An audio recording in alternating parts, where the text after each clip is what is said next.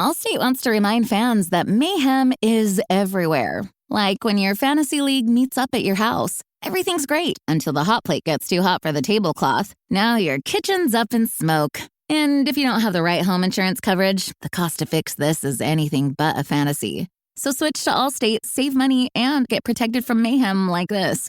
Not available in every state based on coverage selected, subject to terms, conditions, and availability. Savings vary. This episode of the Single Tracks podcast is sponsored by Glowworm Lights.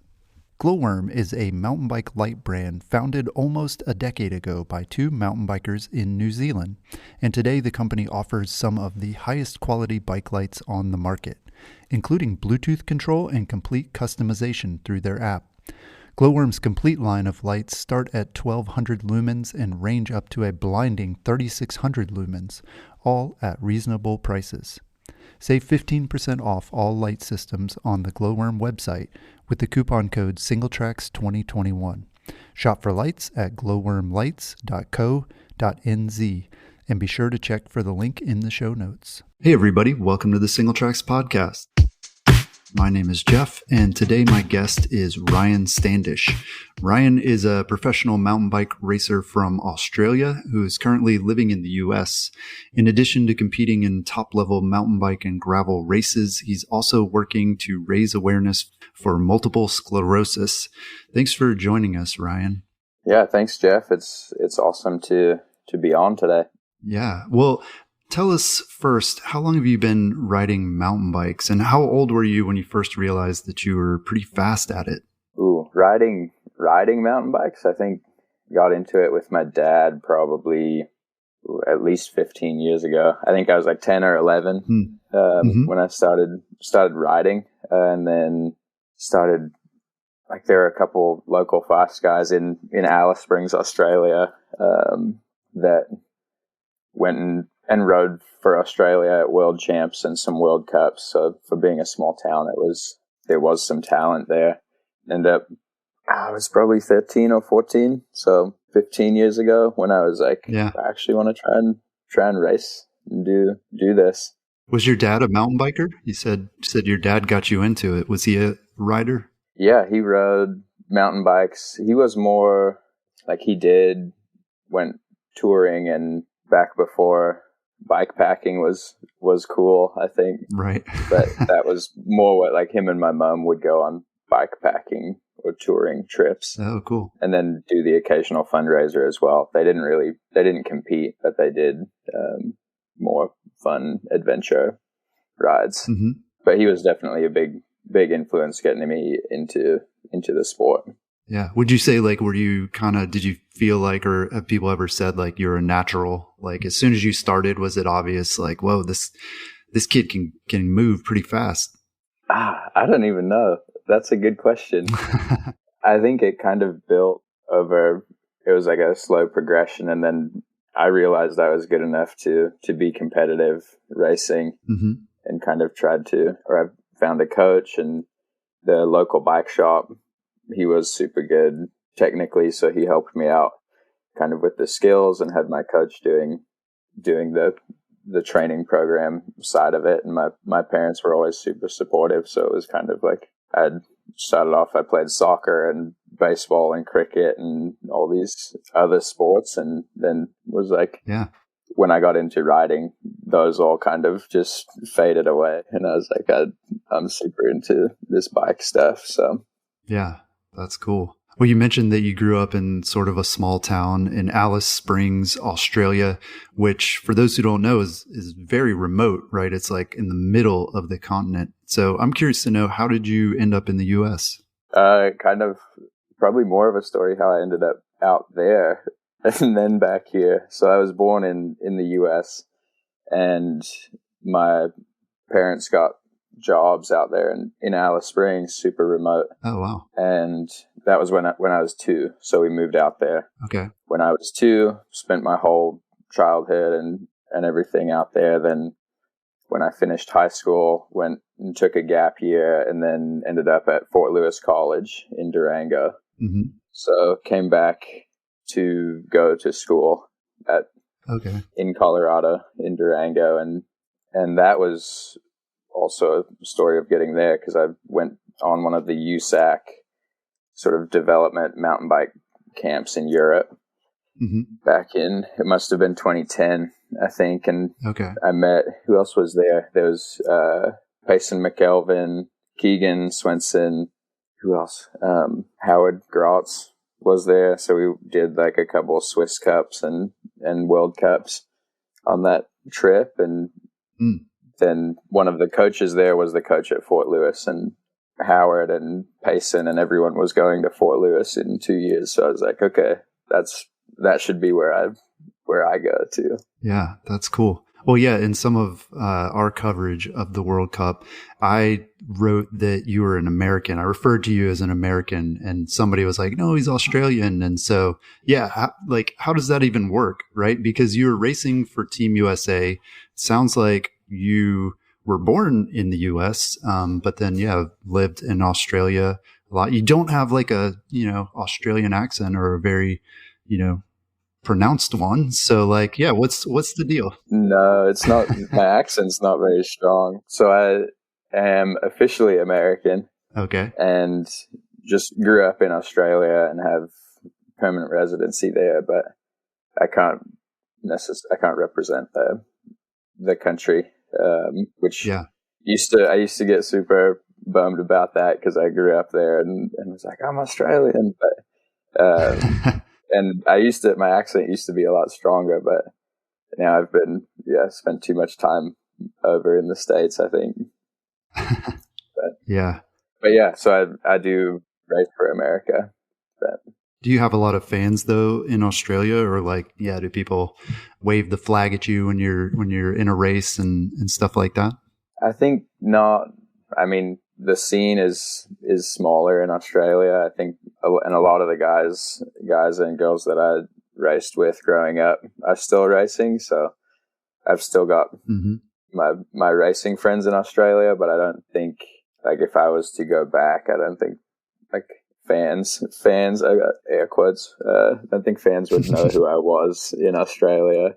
But I think, like, obviously being from a small town, or growing up in a small town, I go back home and everyone kind of knows who I am, or knows my parents, or knows my brother or my sister, or like, it's like someone, you always know. Yeah. People always recognize you in town. Like, I didn't know you were around. Like, back for a little while. Yeah, that's cool. Well, as I mentioned, last month you competed in the World Cup in West Virginia in the short track and the cross country race. Was that your first World Cup race, or at least as an elite athlete? It was my second World Cup race, my first and likely only ever short track World Cup. The way that worked out with points and stuff coming from early 2020 and not this year worked out perfectly in my favor to get to start.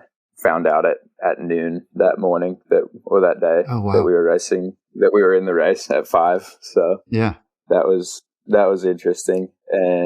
But as far as elite World Cups, the only other elite one I've done is snowshoe in 2019. Okay, cool. And before that, I had done a couple as a U23, and then back when they had a full junior World Cup series, I did a couple races back then as well. Yeah, interesting.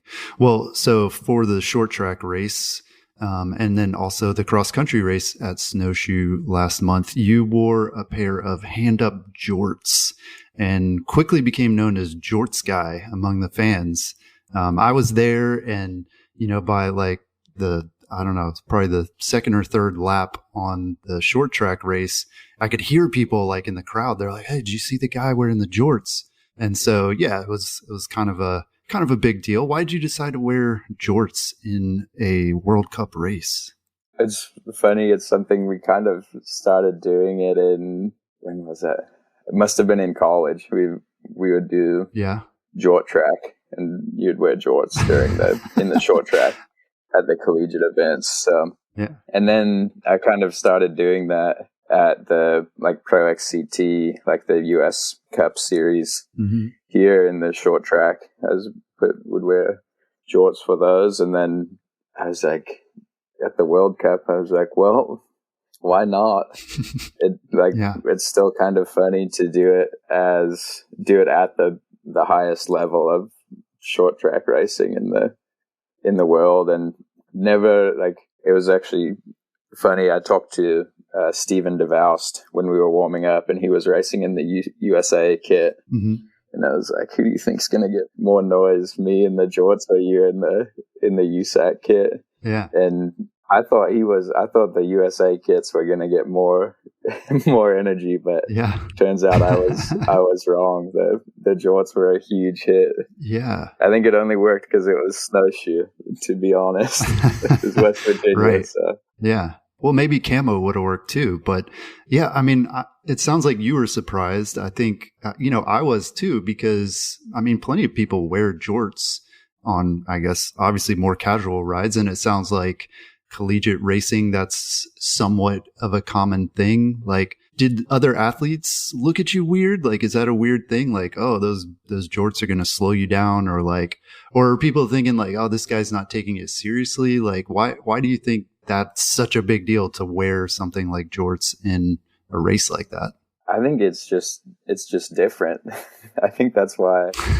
And because people do, like, with both Hand Up and Ripton as well, doing the jort active wear jorts. Mm-hmm. Right. With the 4-way stretch, and they're actually super comfortable. Mm-hmm. It's not like I just cut off a pair of Levi's and I'm wearing those. That might not be quite as comfy, but I think the Europeans probably looked at that and were like, who's this guy? Right. But I don't know.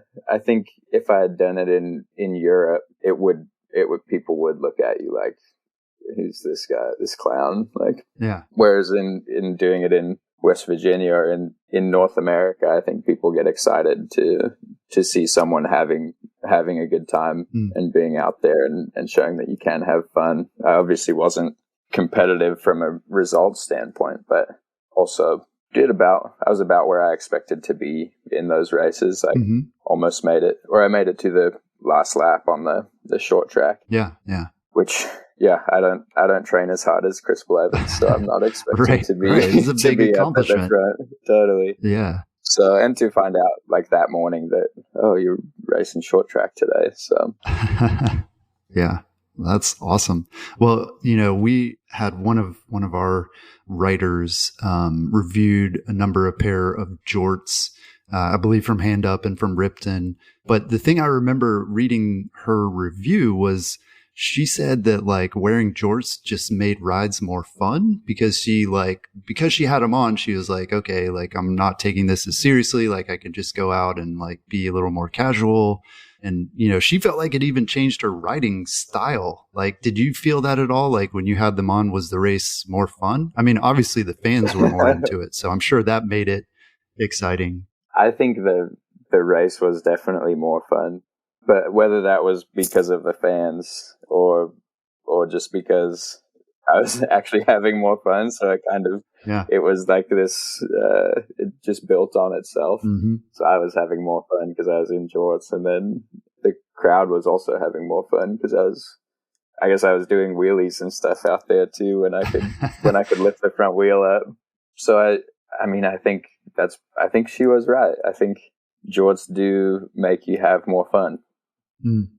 Yeah, that's cool. Well, so what is it like overall to race in the World Cup? Is it a lot different from other races that you compete in, like good or bad? I could see it being like more stressful, but also maybe a bit more exciting. The crowds are bigger and louder. What's it like to race out there? Yeah, definitely the bigger crowds make it more fun and higher energy. And for someone like me who, like, I know I'm not competitive and at the World Cup level, at least like racing at the front. And so there wasn't a lot of pressure for results wise. Like I still want to put together the best race that I can. But then as far as like comparing to the race or to racing in North America, where you're racing at the at the front of the race. So it's a different dynamic in that, Mm-hmm. like, I'm racing around in the 40s and 50s at a World Cup. And if I do something wrong, 4 people pass me. And then Right. if I have a super good ride, I might pass like 3 or 4 guys on a lap. But Yeah. yeah, as soon as you make a mistake, you're getting passed. Whereas in the US, with just the domestic racing, you kind of have some leeway to make mistakes and still be competitive at the front of the race. So it's a different kind of pressure to, like, I don't have pressure to perform from a results perspective, but like internally, I still want to, like, I wanted to finish on the lead lap of the XCO, Mm-hmm. which I didn't quite make it. Didn't put that together, but I made it to 1 to go, which isn't that bad. I think I was like 8 minutes behind the guys, which is where that's that 80% or 9 minutes. That is the 80% rule that they start pulling you. So I was close, but yeah, not a huge focus moving forward. So we'll see if I get back. Right. Well, yeah. I mean, you mentioned that like short track is definitely not your race, not generally the type of race you're going to be in. Very different from an XCO race, which is itself shorter than most of the races it looks like that you normally do. You're doing these stage races, gravel grinders, like riding for many hours at a time and not just like an hour and a half or, in the case of short track, like what is it, 20 minutes? 20, yeah. 20, it's usually between like 19 and 22 minutes, depending on the course. Yeah. So what do you prefer? Like, what's your favorite type of race, and what do you think you're most skilled at? I think my favorite, I guess, race series, which kind of results in type of race as well, is these epic rides races, which are like 40 to 50 miles and usually fall right around 3 hours long. So I think that's kind of where I perform the best. They usually have a bunch of cool trails. Like in a course that long, you aren't doing like a little 3-mile loop that's super repetitive like an XCO. Right. You can actually go ride trails that local people will ride as well. Like a lot of the XCO courses, you ride these trails that no one ever rides in that lives there. Right. They're made up. They're not real. Exactly. They just build these little short loops. So I think and those are the ones I have the most fun doing, is those epic rides. And I guess the stage racing as well. Those like mountain bike stage racing are kind of my two favorite ones. And this year you mentioned I kind of got into more of the longer endurance stuff with the gravel racing. Yeah. And still trying to, I also did still a fair bit of XCO racing as well. So I was trying to balance this like short track and XCO fitness with like doing Unbound or doing like very different steamboat gravel. It's like 20-minute or hour and a half races versus 11 to 12 hour race, and trying to I was trying to be good at all of it, and that kind of backfired. But but I was like okay at everything. So right. Well, more than okay, right? I mean, you got to remember what level you're at and who's listening to this and who's interviewing you. But have you considered like marathon, or have you ever raced XC marathon? Is that maybe closer to your skill set? I mean, it's still pretty short compared to those other rides that you're doing. Still short compared to Unbound. Yeah. Yeah, I do want to one day do Leadville. I mean, hopefully next year. We'll see. Not that that's really a mountain bike or considered a true mountain bike race anymore. I think just because there's not really any single track, it's obviously a super hard day. But I do, Leadville's there.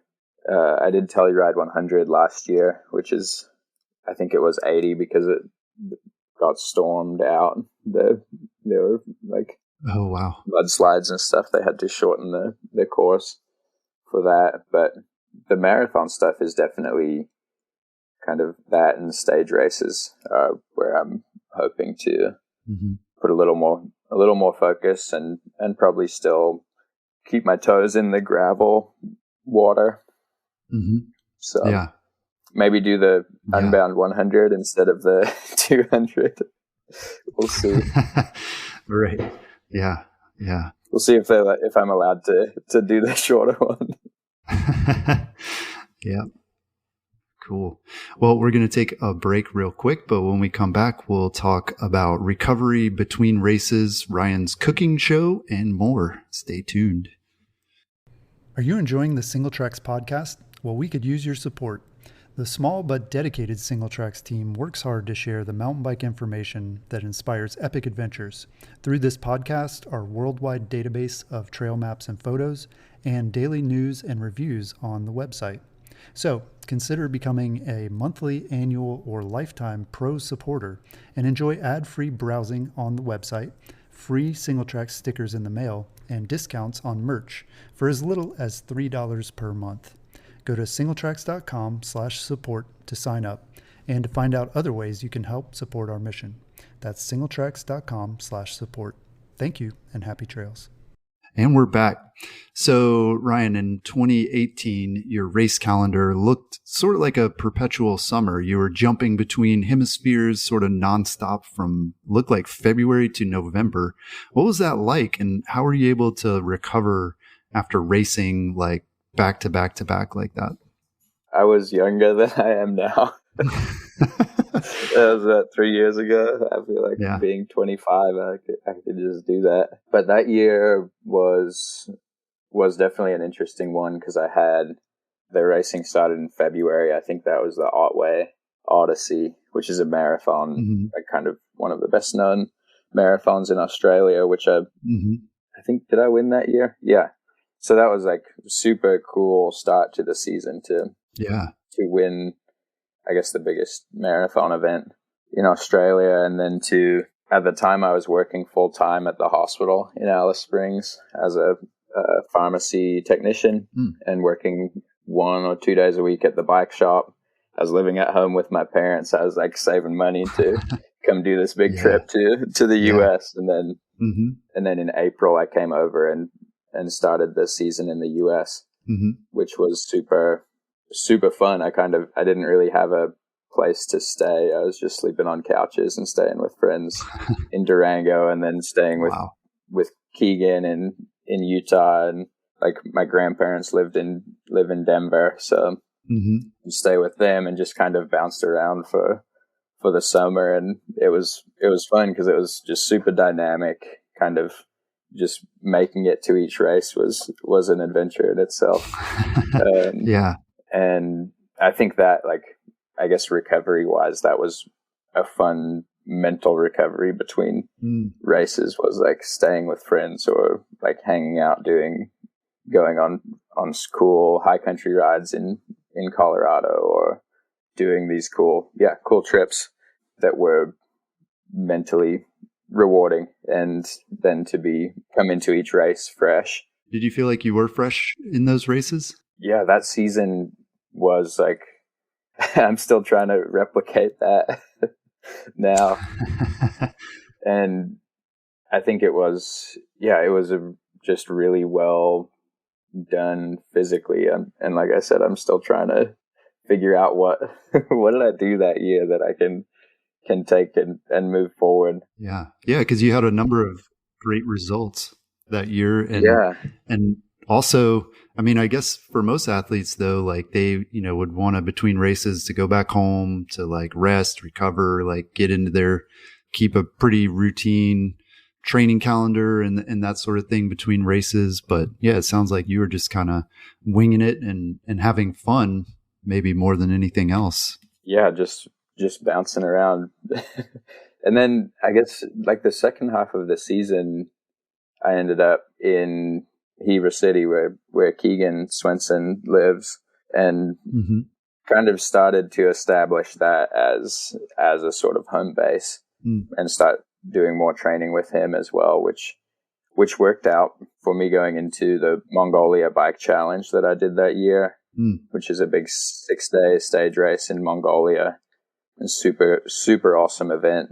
And yeah, was ready for that. And then I did Marathon Worlds that year as well. It was also in Italy, but that was, yeah, like a huge year. Did that and then went back to Australia and raced mountain bikes. And I think I did a road stage race, Tour of Tasmania I think that was November. But yeah, it was like, I just kept going and it worked out. So then, yeah, been trying to do that since then. And I think I need to like step back and maybe do a little less right. racing and traveling. I think I'm based in Salt Lake now, and it's kind of nice to be home and just hang out and get into the routine again. Yeah.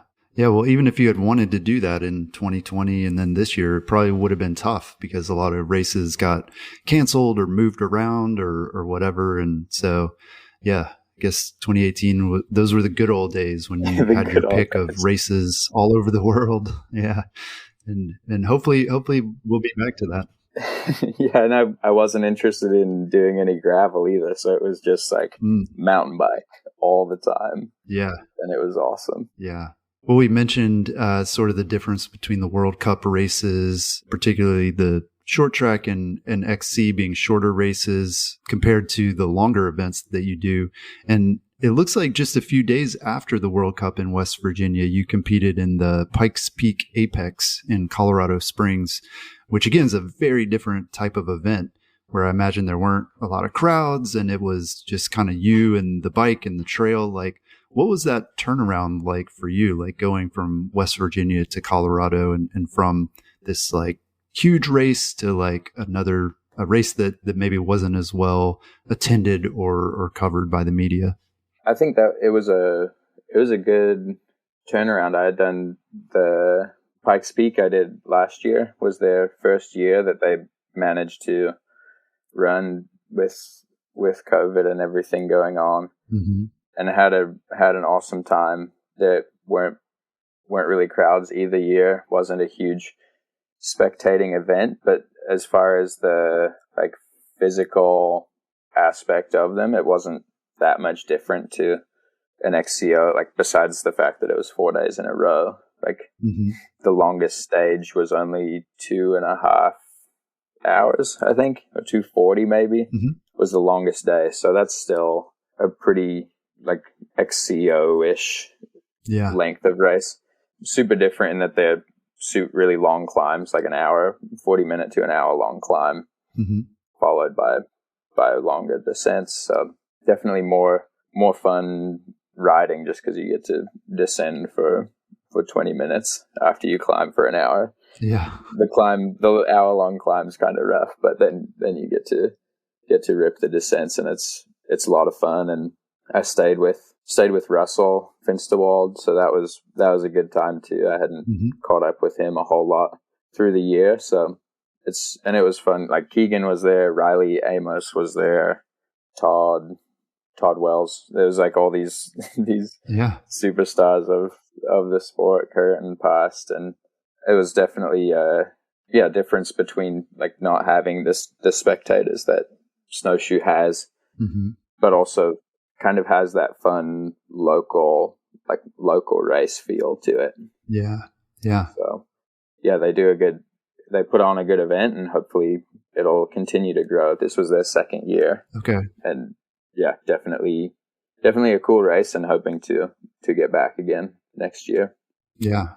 Yeah, that's cool. Yeah, I lived in Colorado Springs for 4 years, and yeah, I was looking over the stages and everything from the race, and I was like, oh man, like I love every one of those trails. It's so much fun to ride out there, and it's really cool to see that race going, and cool that it's attracting, top talent like yourself out there to ride those trails.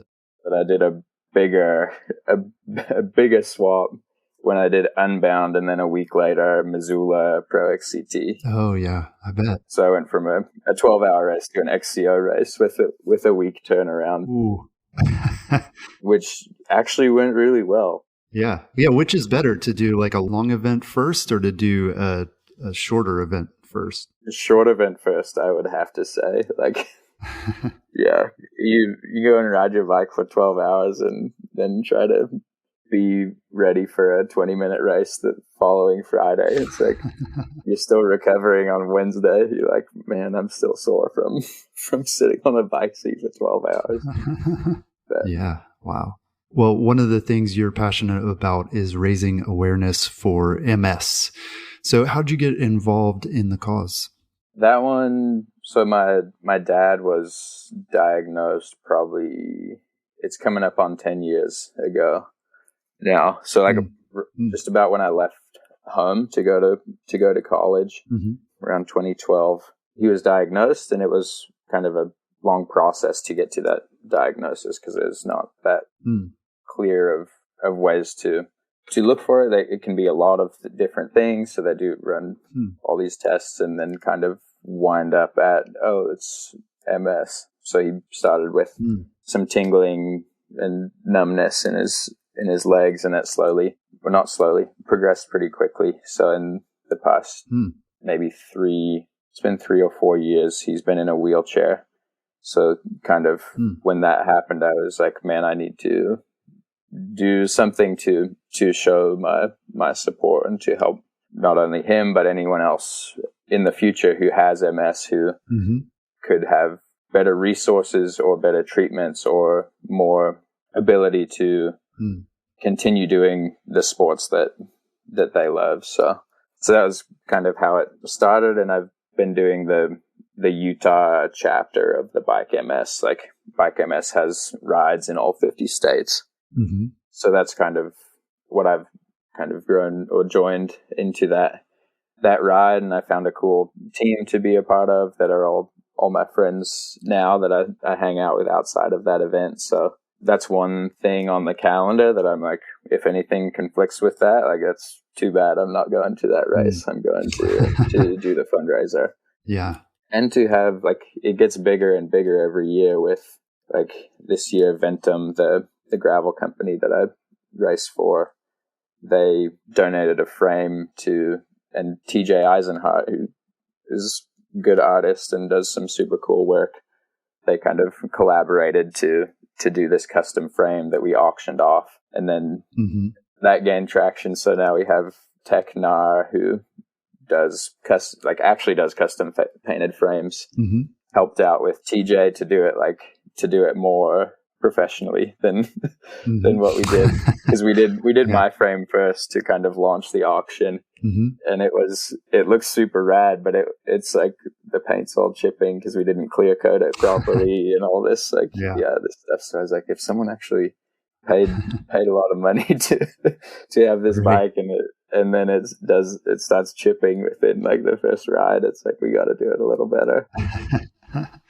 Yeah, well, that's cool. I mean, MS traditionally has had a lot of support through cycling events. And I don't know, like, what is that connection? Is it just it started out like that and now there's rides all over the place? Like, do you know, is there a connection between the two? I honestly don't know.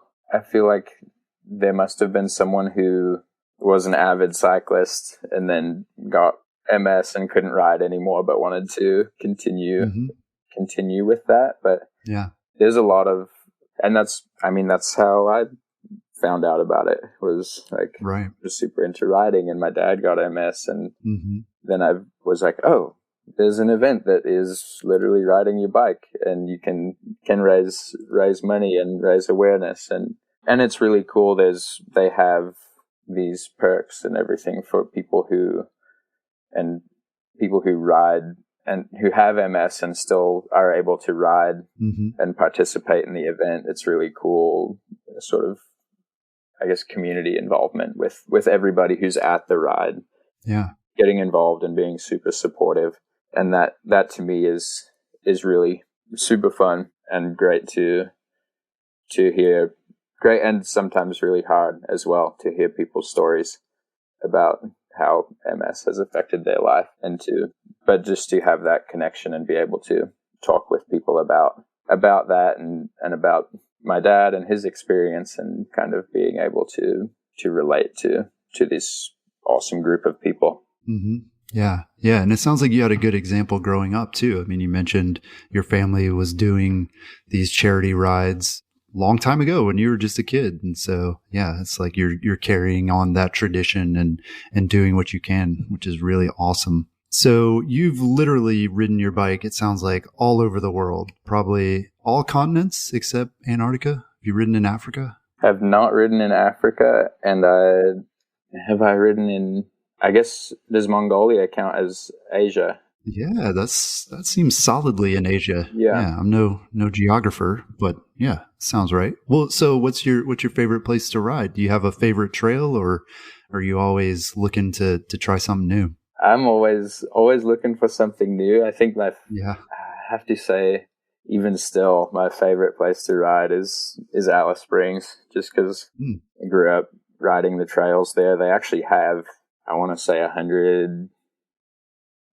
miles of single track. Wow. That's all just rideable. Like, you can ride from your front door. Mm-hmm.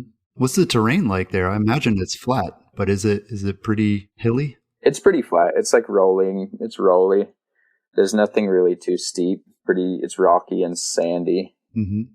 I would say if I was to compare it to like riding style or like to a place, it'd be pretty similar to Tucson, Arizona. Oh, okay. And the climate's really similar to that as well. But I think as far as like riding, and it's cool, they're super active building new trails. Like every time I go home, I don't even recognize like where I am. I'll take a turn that I thought was the old like route that I took, and then I'd end up on this next hill and be like, where am I? Like I got no idea where I am, and then I'll like go down the hill and like, oh, there's the old trail. So they're like always building these new trails in the network. But that, and my other favorite place or trail would have to be the high country outside of Durango.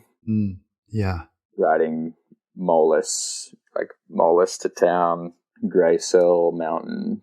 I'd have to say those are some of the best rides. They're remote, like you got no cell service. You're out there just in the mountains, like above tree line some of the time. You can barely breathe. You're like, oh, okay.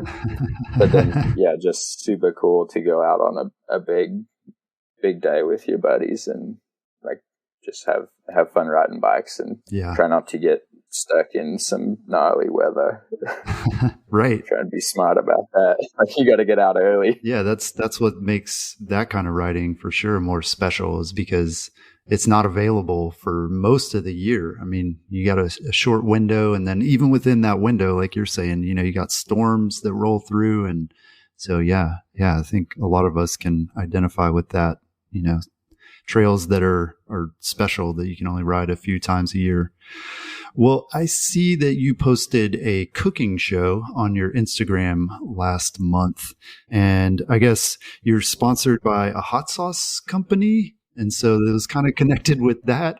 Are you a good cook? I can follow a recipe pretty well, but I wouldn't say that I'm a good cook or really that creative.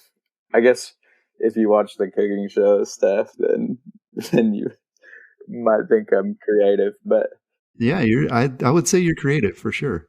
Yeah.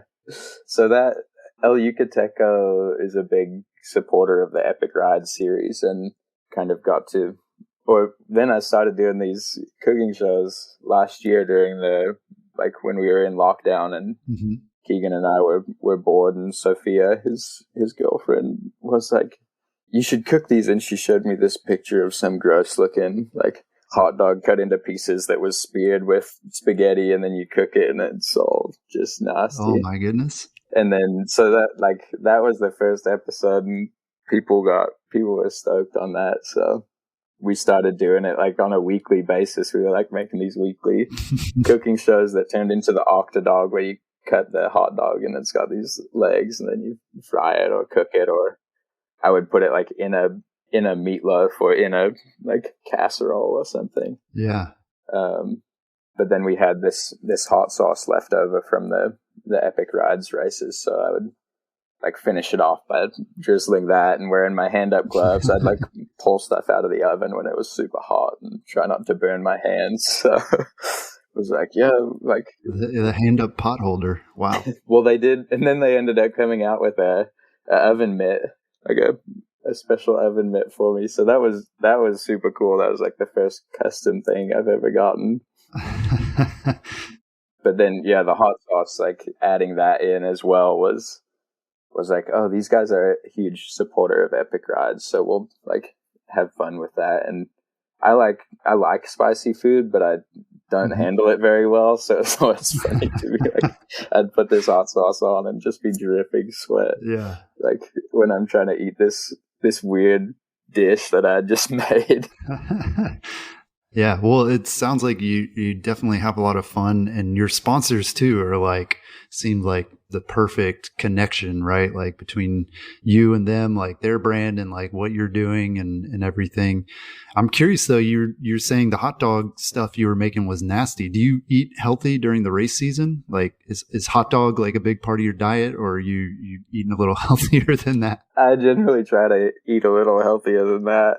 I haven't been doing those cooking shows that much this year, so there hasn't been a whole lot of hot dog consumption. That is something that I do need to work a little more on. Is my diet. I don't have I wouldn't say that I eat unhealthily, but I could eat better. Yeah, it's got to be hard on the road. That, and sometimes I don't. I also work for Trainer Road, just part-time, but like if I have a big ride and then I work in the afternoon and then it's like 6:30 and I haven't even thought about dinner, and I like open the fridge and I'm like, I got nothing in here, like what am I gonna eat? So then I have to like scramble, and sometimes I don't eat till like 8:30 at night, and it's like that's more what I need to, that I'm trying to get better about, eating at reasonable hours and eating the right stuff before workouts to be fueled correctly for those. So there's a lot more to it, but I don't eat many hot dogs. Those are just for the cooking show.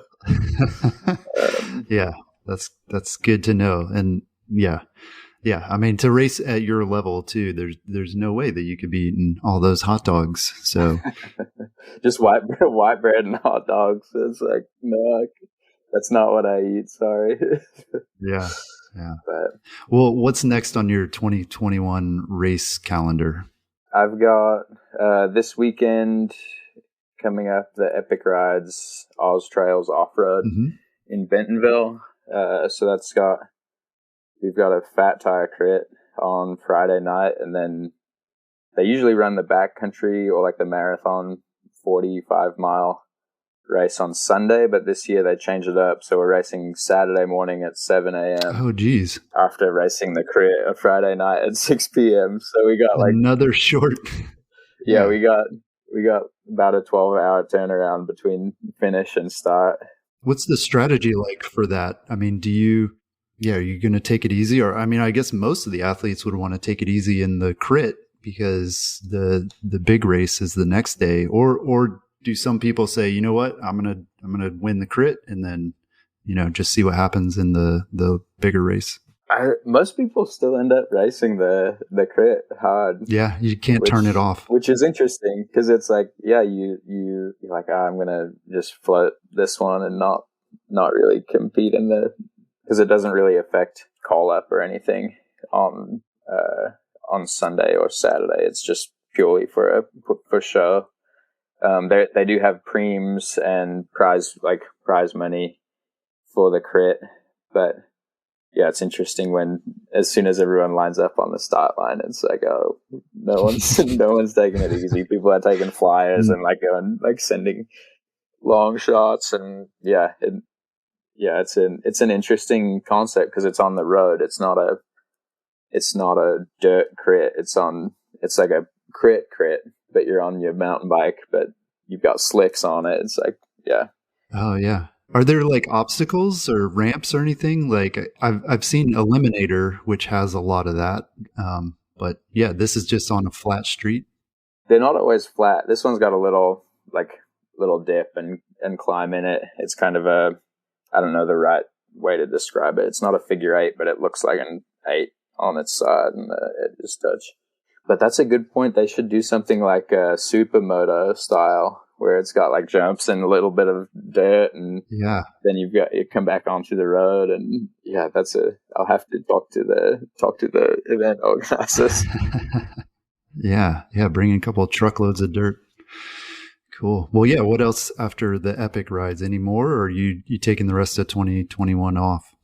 I'm gonna call it after this weekend. So yeah, it's been a long season trying to do so many different types of racing, and I haven't been that good about taking time off that I needed. Been like, I did an 8 or 9 week straight block of racing that included Unbound and BWR and mountain bike nationals and Missoula, and I think there was something else in there. There was like, this long block. So I'm gonna, after this one, I'll be done racing for the season. Mm-hmm. I might have another fundraising event in November in California, and then Sedona Mountain Bike Fest in mid-November down in Sedona. So, right, yeah, those, but they're not racing, just doing some more fun riding and hanging out. So, which, like you mentioned earlier, that's like, I like to have fun. So, and also to bring it back, like the companies that I work with are all really cool and supportive of that sort of, like, they understand that's part of the energy that I bring to the table, and can still race fast, but also like to hang out with people after the race, or to make a cooking show, or like wear jorts in the jort track. Yeah. They've been super supportive of these fun ideas that are different, but get people excited about bikes. So that's been really cool. With that in mind, I mean, what are your goals? Do you have other things that you're hoping to do outside of racing to get more people into biking, or to help other people get faster? I mean, you mentioned that you work with Trainer Road, and, you know, it sounds like there are a lot of opportunities. So how do you kind of decide and prioritize what you want to do outside of racing?